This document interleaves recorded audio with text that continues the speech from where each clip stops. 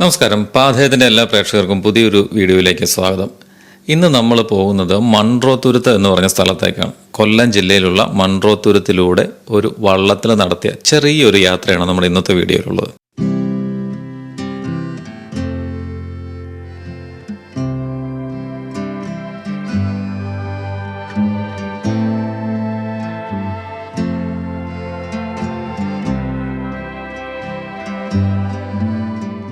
ഇതെന്ന് പറയുന്ന മൺട്രോത്തുരുത്ത് മുഴുവനായിട്ടും നമ്മൾ ചുറ്റിക്കറങ്ങിയിട്ടുള്ള ഒരു യാത്രയല്ല. മൺട്രോത്തുരുത്തിൻ്റെ ആ ഒരു ഗ്രാമീണ ഭംഗി മുഴുവനായിട്ടും നമ്മുടെ വീഡിയോയിൽ കിട്ടിയിട്ടില്ല.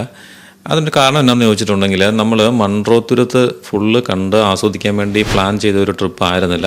വേറൊരു യാത്ര പോകുന്നതിൻ്റെ ഇടയിലാണ് നമ്മൾ മൺട്രോത്തുരുത്തിൽ ജസ്റ്റ് ഒന്ന് ഇറങ്ങിയത്. അപ്പോൾ അതുകൊണ്ട് ഒരു മണിക്കൂറെ നമ്മൾ അതിലൂടെ വള്ളത്തിൽ ഒന്ന് ചുറ്റി സഞ്ചരിച്ചിട്ടുള്ളൊരു വീഡിയോ ആണ്. അപ്പോൾ അതിൻ്റെ കുറച്ച് ഭാഗങ്ങളാണ് ഇപ്പോൾ നിങ്ങൾക്കായിട്ട് ഞാൻ വീഡിയോ ആയിട്ട് കാണിക്കുന്നത്. പിന്നെ അതുകൂടാതെ നമ്മൾ യാത്ര തുടങ്ങിയ ആ സമയം കുറച്ച് അനുകൂലമല്ലായിരുന്നു. നമ്മൾ ഉച്ചയ്ക്കാണ് പോയത്, അതുകൊണ്ട് തന്നെ നല്ല വെയിലായിരുന്നു. മൺട്രോത്തുരുത്തിലേക്ക് നിങ്ങൾ പോകുമ്പോൾ എപ്പോഴും ആലോചിക്കേണ്ട ഒരു കാര്യം, ഏറ്റവും അതിരാവിലെ പോകാൻ പറ്റുവാണെങ്കിൽ ഏറ്റവും മനോഹരമായിരിക്കും. കാരണം അതിൻ്റെ ആ ഗ്രാമീണ ഭംഗി, ആ ഗ്രാമീണ ജീവിതത്തിൻ്റെ നേർക്കാഴ്ചകളും ആ പ്രകൃതിയും ഒക്കെ ഏറ്റവും നന്നായിട്ട് നമുക്ക് കാണാൻ പറ്റുന്ന അതിരാവിലെയുള്ള യാത്രകളിലായിരിക്കും എപ്പോഴും. അപ്പോൾ മൺട്രോത്തുരുത്ത് പോകുമ്പോൾ എപ്പോഴും അതിരാവിലെ പോകാനായിട്ട് ശ്രദ്ധിക്കുക. അപ്പോൾ വെയിലും കുറവായിരിക്കും. ഉച്ചയ്ക്കൊക്കെ പോയി കഴിഞ്ഞിട്ടുണ്ടെങ്കിൽ പൊള്ളുന്ന വെയിലായിരിക്കും, നമ്മൾ വള്ളത്തിലിരുന്ന് കരിഞ്ഞു പോകും. ഞങ്ങൾക്ക് അങ്ങനെ ഒരു അബദ്ധം പറ്റിയായിരുന്നു. ഞങ്ങൾ പോയപ്പോൾ ഉച്ചയ്ക്കാണ് പോയത്. അപ്പോൾ അതുകൊണ്ട് തന്നെ അധികം നല്ല ചൂടായിരുന്നു. നമ്മൾ ഭയങ്കരമായിട്ട് ടയേർഡാവും. പിന്നെ കാറ്റും കായലിക്കൂടെയൊക്കെ പോയ സമയത്ത് ഭയങ്കര കാറ്റുമായിരുന്നു. അപ്പോൾ എന്തായാലും പോകുന്നവർ അതിരാവിലെ പോകാനായിട്ട് ശ്രദ്ധിക്കുക. ഞങ്ങൾ യാത്ര തുടങ്ങിയത് തന്നെ ഉച്ച സമയത്താണ്, ഞാൻ പറഞ്ഞായിരുന്നല്ലോ. അതുകൊണ്ട് തന്നെ നല്ല പൊരിഞ്ഞ വെയിലായിരുന്നു. വെയിൽ മാത്രമല്ല, നല്ല കാറ്റുമാണ്. നമ്മൾ വള്ളത്തിൽ തുഴഞ്ഞാണ് ആ ചേട്ടൻ നമ്മളെ കൊണ്ടുപോകുന്നത്. അപ്പോൾ നേരെ ഓപ്പോസിറ്റ് ഡയറക്ഷനിലേക്കാണ് കാറ്റ് നമ്മളെ കൊണ്ടുപോകുന്നത്. ആ ചേട്ടൻ ഒരുപാട് പണിപ്പെട്ടിട്ടാണ് ഈ തുഴയ്ക്ക് ഇങ്ങനെ എന്തേരം കുത്തിപ്പിടിച്ചിട്ടുണ്ടെങ്കിലും വള്ളം മുന്നോട്ട് പോകുന്നില്ല. അതുപോലെ പവറാണ് കാറ്റിൻ്റെ പവർ എന്ന് പറഞ്ഞിട്ടുണ്ടെങ്കിൽ. കണ്ടോ, ഇതാണ് കണ്ടൽക്കാട് എന്ന് പറഞ്ഞിട്ടുണ്ടെങ്കിൽ. ഇതിനിടയിൽ നമുക്ക് വള്ളം കയറ്റി നിർത്തി അവിടെ നിന്ന് ഫോട്ടോ എടുക്കാം. കണ്ടൽ ചെടി എന്താണെന്നുള്ളത് നമുക്ക് അടുത്ത് നിന്ന് കാണാം.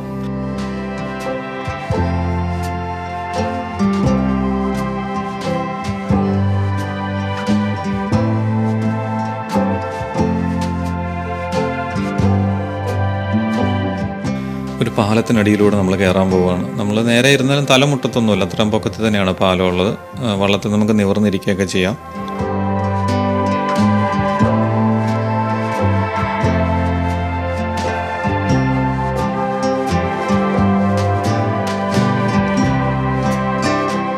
ഒരു മീൻ വളർത്തൽ കേന്ദ്രമാണ് നമ്മുടെ ഇടതുവശത്തായിട്ട് കാണുന്നത്.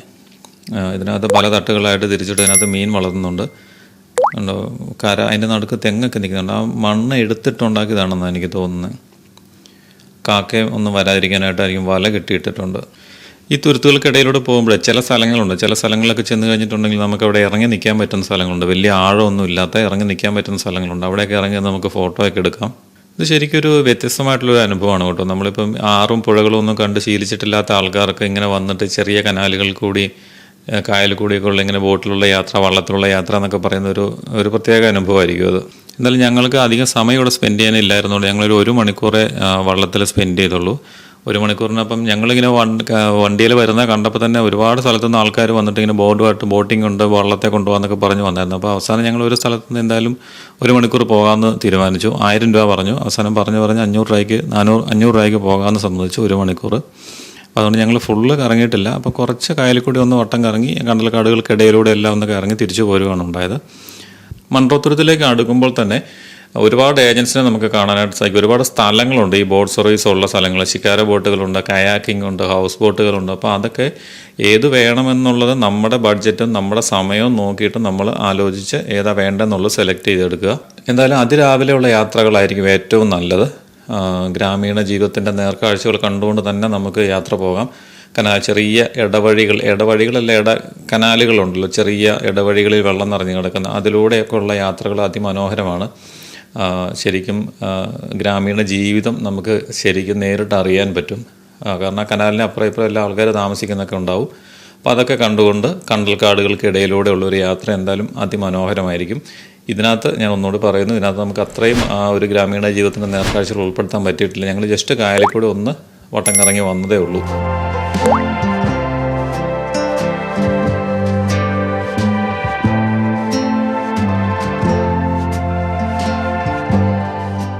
അപ്പോൾ ഈ മൺട്രോത്തുരുത്ത് എന്ന് പറഞ്ഞിട്ടുണ്ടെങ്കിൽ കൊല്ലം ജില്ലയിലെ അഷ്ടമുടിക്കായലിനും കല്ലടയാറിനും ഇടയിൽ സ്ഥിതി ചെയ്യുന്ന 8 ദ്വീപുകളുടെ ഒരു സമൂഹമാണ് മൺട്രോത്തുരുത്ത്. ഒരു ഗ്രാമപഞ്ചായത്ത് കൂടിയാണ് ഈ മൺട്രോത്തുരുത്ത് എന്ന് പറഞ്ഞിട്ടുണ്ടെങ്കിൽ. ഒരു 13.5 ചതുരശ്ര കിലോമീറ്ററാണ് ഇതിൻ്റെ വിസ്തീർണം. ഇവിടെ റോഡ് മാർഗം മാത്രമല്ല, ജലഗതാഗതം വഴി നമുക്കിവിടെ വരാം, പിന്നെ ട്രെയിൻ വഴി നമുക്കിവിടെ വരാം കേട്ടോ. ഇവിടെയുള്ള ആൾക്കാരുടെ പ്രധാന വരുമാന മാർഗം എന്ന് പറയുന്നത് മത്സ്യബന്ധനം തന്നെയാണ്. അപ്പം കായലിനോട് തൊട്ട് ചേർന്ന് കിടക്കുന്നുണ്ട്. പിന്നെ ഇപ്പോൾ വിനോദസഞ്ചാരം ഒരു വരുമാന മാർഗമാക്കി കൊണ്ടുവരുന്നുണ്ട്. നമ്മുടെ കേരളത്തിലെ ടൂറിസം മാപ്പിലേക്ക് ഇടം പിടിച്ചു വരുന്ന അല്ലെങ്കിൽ കയറി വന്നുകൊണ്ടിരിക്കുന്ന ഒരു സ്ഥലം കൂടിയാണ് മൺട്രോത്തുരുത്ത് എന്ന് പറഞ്ഞിട്ടുണ്ടെങ്കിൽ. ഈ സ്ഥലത്തിന് മൺട്രോത്തുരുത്ത് എന്ന് പേര് വരാനായിട്ടൊരു കാര്യമുണ്ട്. എന്താണെന്നറിയോ? അതായത് 1810 തൊട്ട് 1815 വരെ തിരുവിതാംകൂറിലെ ദിവാനായിരുന്നു കേണൽ ജോൺ മൺട്രോ എന്ന് പറയുന്ന ആൾ.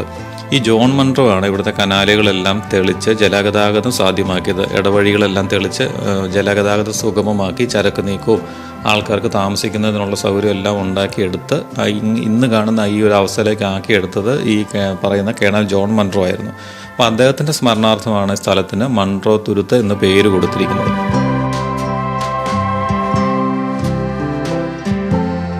നമ്മൾ അങ്ങോട്ട് പോയപ്പോൾ കയറിയ മീൻ വളർത്തൽ കേന്ദ്രമാണ് ഈ കാണുന്നത്.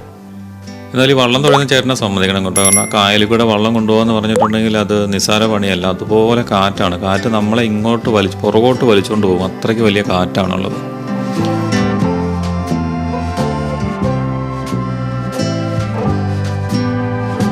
അതിനകത്ത് മീനുണ്ട്. നമുക്കൊന്നും കാണാനൊന്നും പറ്റത്തൊന്നുമില്ല. അതുകൊണ്ട് അവിടെ വേലി കെട്ടി വെച്ചിരിക്കുന്ന പോലെ വെച്ചിരിക്കുന്നത് മണ്ണ് എടുത്തിട്ടുണ്ടാക്കിയതാണെന്നാണ് തോന്നുന്നത്. ഈ വെള്ളം അങ്ങോട്ട് കയറാതിരിക്കാനായിട്ടായിരിക്കും.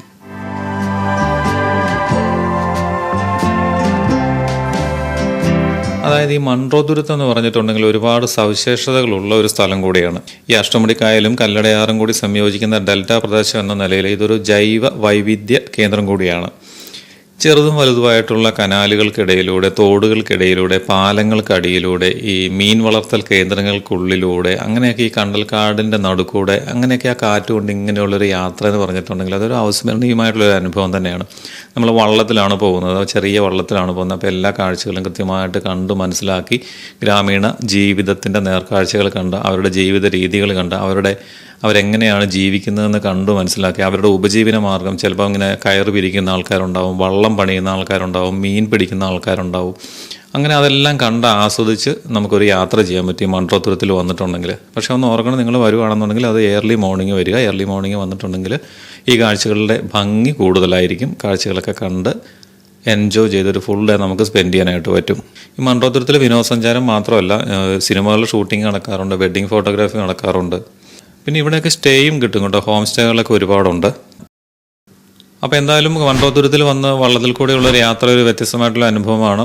ഞാൻ വീണ്ടും പറയുന്നു, വരുമ്പോൾ ഏറ്റവും നല്ലത് രാവിലെ വരാനായിട്ട് ശ്രമിക്കുക. ഉച്ചയ്ക്കൊക്കെ വന്നാൽ നല്ല വെയിലായിരിക്കും. ഞങ്ങൾക്ക് ഉച്ചയ്ക്ക് വന്നിട്ട് പണി കിട്ടി, നല്ല വെയിലായിരുന്നു. അപ്പോൾ രാവിലെ ആണെങ്കിൽ ഗ്രാമീണ കാഴ്ചകളൊക്കെ കണ്ട് ഒരുപാട് സമയം നമുക്ക് സ്പെൻഡ് ചെയ്യാനായിട്ട് പറ്റും.